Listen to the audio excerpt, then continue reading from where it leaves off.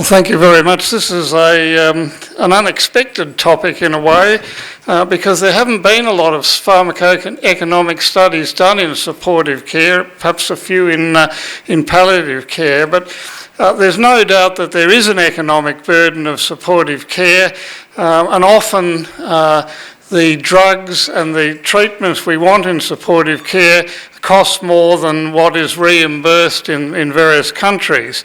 And in terms of which of the side effects are most expensive, neutropenia turns out to be, in a global sense, the most expensive, just ahead of stomatitis, emesis and diarrhoea.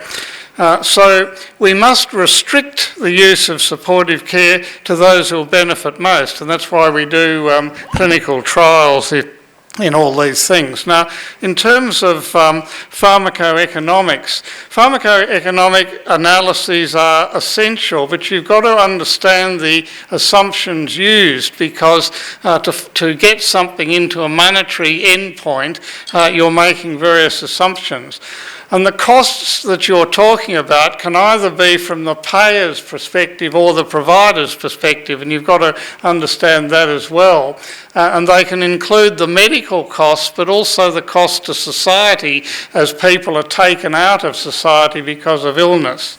And indeed, cost minimisation compares the monetary costs of alternatives with equal outcomes. So it's very good for prevention, because you can compare what happens if you prevent something like febrile neutropenia, even if the drug is expensive, like the growth factors were when they first came onto the market. You can compare that with what would have happened if the patient had developed febrile neutropenia, and realise that even if you had to pay up front, you were minimising the effect of febrile neutropenia or the cost of it.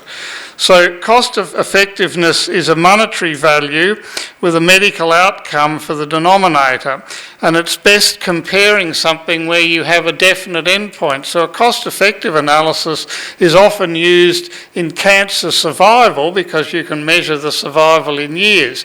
With supportive care, it's very difficult to do a cost-effective analysis, because which aspect of quality of life do you use as the endpoint for a good outcome in supportive care? So what you'd really need for supportive care is a cost-utility analysis where the outcome is in quality-adjusted life years, when both the quality and the duration of that quality are incorporated. And the difficulty is that when we're doing our supportive care studies, we don't often measure the things we'd need to measure in order to calculate that sort of utility.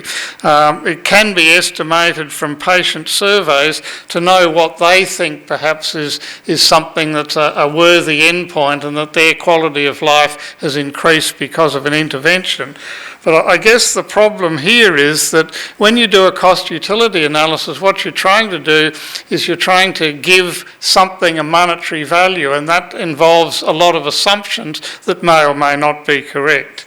So in cost-benefit, everything's converted to dollars, and that's a monetary value. But there are other endpoints that could be used if we're looking at the pharmacoeconomics of supportive care, and one of the things is willingness to pay. And this is a newer type of suggestion that because cost-effectiveness analyses are challenging for the reason I've given, and it's particularly challenging if the new treatment is both more expensive and more effective, because they're both, you've got to weigh up whether the expense and the increased efficacy is worth it, and that can be very difficult, and that can be a value judgment. The dollar value of a health improvement can be estimated, however, by asking the patient whether they'd be willing to pay for it, and you can either ask a patient or the public how much extra lifetime insurance they'd pay for a drug to be available if needed for a particular side effect. And so you can actually find out whether patients would be willing to pay for a benefit of supportive care, and that's another way to do a pharmacokinetic analysis. An older study actually actually looked at this with the drug amifostine, which, as you know, we no longer use and it was used to try and alleviate the toxicity of cisplatin and ovarian cancer. And the drug cost and the cost of its side effects were looked at, and they did a willingness to pay analysis and actually found that in the patient's terms, the benefit that they'd probably get from it and the cost were about balanced. So that would be a favourable treatment if it had been sort of effective and we'd gone on with it. Qualities are very important in terms of cost utility, and they can often be incorporated into a patient preference in palliative care or supportive care situations.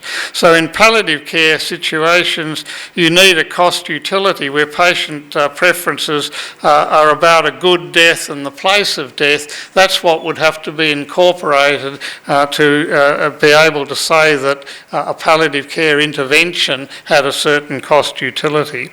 And in fact, palliative care have tried to develop scales to try and measure whether the outcomes they achieve, which are not the normal outcomes, of course, because patients end up dying, how you would measure that on some sort of cost utility analysis.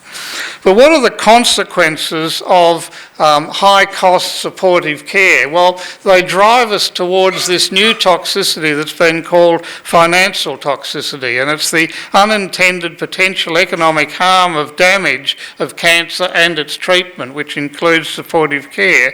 And it's got both the objective burden, how much it actually costs, how much of your income you've got to hand over, and the distress of not having enough to be able to both pay for your treatment and keep going with your normal life. And this results in a reduced quality of life. It can compromise treatment if you start dropping supportive care drugs, and it can worsen the outcome. And it not only impacts on the patient, of course, it impacts on the whole household. So what it requires is a redistribution of the financial burden with a long-term agenda of mitigating the underlying causes of this toxicity, which is really the expense of treatment. And financial distress is the reaction to this set of personal finances, and several studies have shown that the prevalence of financial distress, and it differs in various jurisdictions depending on how much the government will pay for, but in the United States, where you're meant to be the lucky country, financial distress ranged from 22.5% in general to 64% of people who are in the working age. So when you get cancer, your whole finances are disrupted, and if supportive care costs a lot, that's the first thing that gets dropped. So patients have to make choices because of the financial impact of cancer and its treatment, and they've actually done some qualitative studies to look at what sort of patients' choices they make. And what they try and do is reduce their spending so they could cut back on food, and we've already learned how important nutrition is to support, make it last longer, second-hand clothes, turn off the heating, socialising less, reduce spending on their kids, don't take holidays, but importantly stopping their medications, and that's where the supportive care drug comes in, and rural patients try and go to their GP less often so they don't have to travel as much. And in fact, cancer survivors are 1.4 times more likely to be unemployed than controls, and 30% of previously employed cancer survivors do not return to work in the next 5 years in many Western countries, and at least 70% have a 50% drop in income. So you don't want supportive care to cost a lot of money if you are going to have that sort of drop in income when you get cancer. So cancer patients have to trade off the efficacy of a treatment with its toxicity and its cost. And 400 patients were given a stylised a set of stories about a treatment and how effective it was and so on, and they were asked to make choices. And it turned out there were 3 types of choices made. Some people would do anything to survive, so they put all their money into survival instead of supportive care, And that was in general the higher income patients. If you particularly had an aversion to high cost, the lower income patients, you picked the cheapest therapy. So if there was something that cost too much, you simply didn't do it. And if you had aversion to toxicity, if you were trying to avoid side effects, it usually meant you had a lot of comorbidities that you were already coping with, so supportive care was particularly important to you. And it didn't matter how high your level of education, employment, numeracy was, they found that patients fitted into those categories. And these trade-offs are important because more oral anti-cancer medications result in higher co-payments, leading to less compliance. And we see this actually with hormonal therapy in breast cancer with high co-payments. And in fact, it's having to pay a lot for treatments, whether it be supportive drugs or hormones and so on, that cause people the most need to look for assistance. So we've been trying to create a tool to predict which patients are likely to get into financial toxicity, so that just like all the other supportive care things that we do, we can get in early and get the counselling done to try and change the way they restructure their budgets so they're not being harmful to the health of themselves and their family, and we're testing that in a rural population. So what do you do about it in the last little while to improve the cost utility of supportive care? Well, one of the things you can try and use biosimilar drugs when they become available for the supportive care drugs, like the growth factors and so on. And a biosimilar isn't a generic version of the reference drug, but is simply a drug that has the same target, mechanism of action and molecular structure, and they may reduce the cost of drugs like GCSF. And what has been found when a biosimilar hits the market is a greater number of patients are actually able to use it or not. But it's not just about cost here, because you've got to be absolutely certain that the biosimilar is both safe and just as effective as the reference drug. Now, in antiemetics, we had sessions yesterday on antiemetics, but the frightening thing is that there's a possibility that we could treat one side effect with 4 different drugs, a 5-HT3, NK1, dexamethasone, and now olanzapine. So there are studies that need to be done now in antiemesis to explore changing doses, schedules, and drugs. And just to take an example of some of the things you heard yesterday, a systematic review of cost and utilisation found that palonosetron has a higher acquisition cost than some of the other 5-HT3 receptor antagonists, but a lower cost in rescue medications, and therefore was in a cost minimisation analysis was probably a more effective thing to use. In fact, there's been a whole lot of antiemetic studies, and I won't go into them because you heard about them yesterday. There are dexamethasone sparing studies where you look like you can omit days 2 and 3.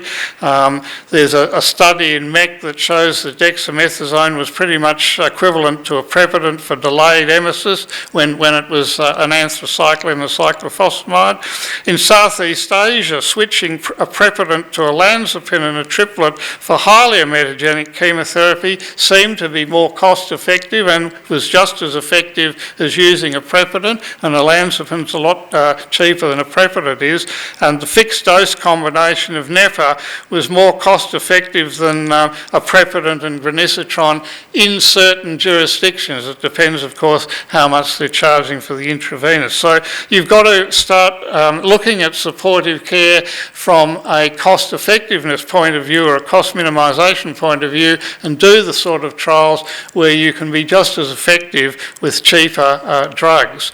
And the similar things can occur in febrile neutropenia costs, and what they're doing there is looking at a subset of patients with a low risk of getting into problems who can be treated as an outpatient and not have to take up an inpatient bed, and in fact offsetting If you include offsetting the salary costs and so on, you can make quite significant changes without harm to the patient by being able to introduce these low-risk patients to an outpatient regimen.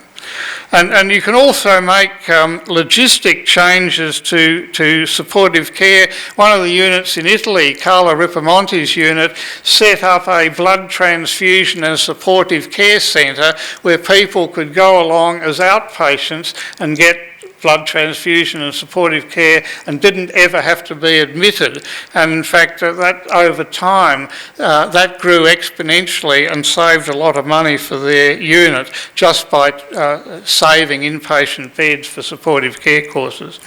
And the other thing is to plan and financially plan your treatment, and this includes right into survivorship. So what we're starting to see now, we've always had cancer care plans, but we're starting now to see cancer survivorship plans to follow, and that includes an economic analysis of what costs to survive cancer.